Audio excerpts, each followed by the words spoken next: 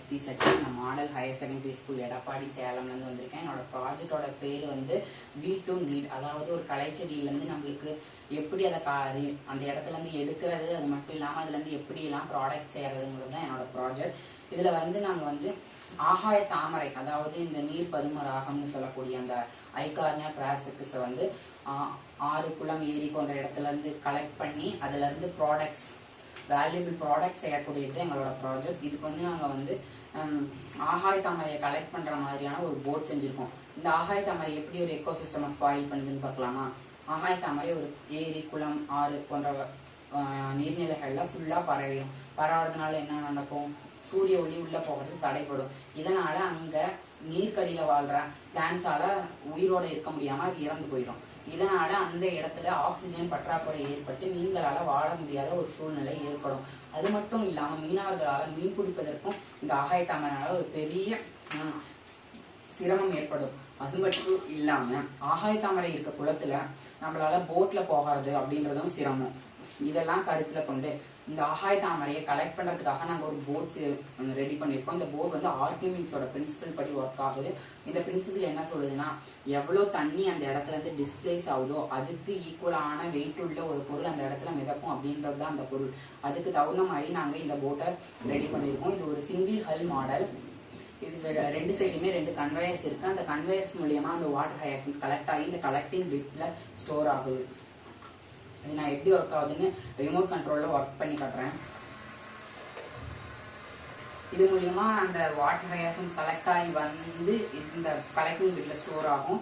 இது வந்து நாங்கள் சோலார் பேனல்ல ஒர்க் ஆகிற மாதிரி செஞ்சிருக்கோம். ஏன்னா நம்ம ஒரு ரிமோட் ஏரியால போய் அந்த வாட்டர் ஹையாசின்த்தை கலெக்ட் பண்ணணும் அப்படின்னா அந்த இடத்துல நம்மளுக்கு கரண்ட் வசதி இருக்குமான்றது சந்தேகம். அதனால அந்த இடத்துலயும் இதை ஒர்க் ஆக வைக்கணும் அப்படின்றதுக்காக இது வந்து நாங்கள் சோலார் பேனல்ல டிசைன் பண்ணிருக்கோம். அடுத்து நம்ம ப்ராசஸ், அந்த வேஸ்ட்ல இருந்து நம்ம எப்படி வெல்த்தா மாத்தலாம், அதாவது அந்த ப்ராசஸ்லாம் என்னன்னு பார்க்கலாம்.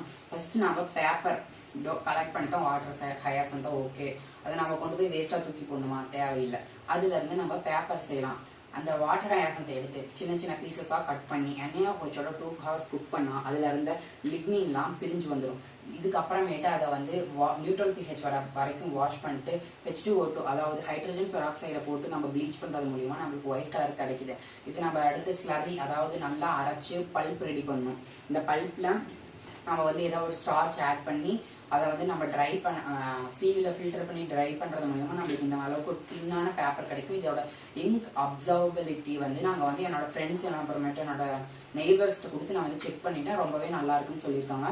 அடுத்து வந்து பேப்பர் பண்ணிட்டோம், லீவ்ஸ் வச்சு பேப்பர் பண்ணிட்டோம். ரூட்ஸ் அண்ட் ஸ்டெம் என்ன பண்றதுன்னு நம்மளுக்கு ஒரு யோசனை இருக்கும். அதனால நாங்க அந்த ரூட்டையும் ஸ்டெம்மையும் கிரைண்ட் பண்ணி அதுல இருந்து பயோகேஸ் ரெடி பண்ணலாம் அப்படின்னு யோசிச்சிருக்கோம். பயோகேஸ் அந்த கலெக்ட் பண்ண ரூட்ஸையும் ஸ்டெம்மையும் நல்லா கிரைண்ட் பண்ணி 20 daysக்கு ferment 250 gram of water hyacinth powder எடுத்தோம். அதை நாங்கள் வந்து 20 daysக்கு ஃபெர்மெண்ட் பண்ணியிருக்கோம்.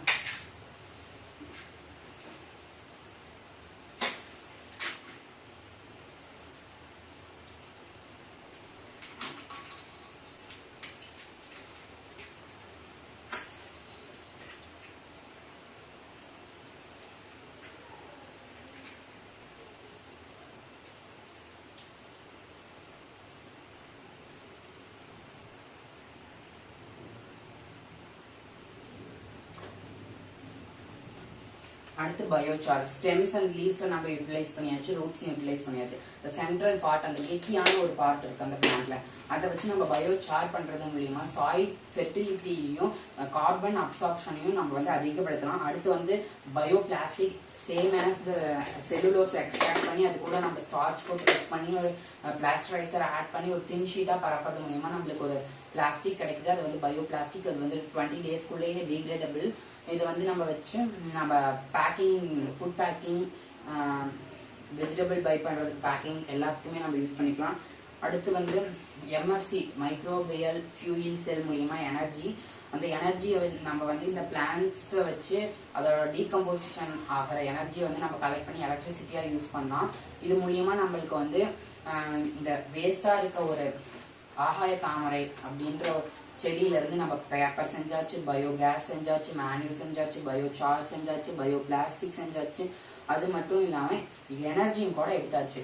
அதுதான் இதுல இருந்து நாங்க என்ன சொல்ல வரோம்னா, வேஸ்ட் நம்ம எதையுமே நினைக்க தேவையில்லை. நம்ம வேஸ்ட் நினைக்கிறதுனாலதான் அது வேஸ்டா இருக்கு. இந்த ஒரு ஆகாய தாமரையை வந்து நம்ம இவ்வளவு விதமா யூஸ் பண்ணலாம் அப்படின்றது தான் என்னோட ப்ராஜெக்ட். தேங்க்யூ.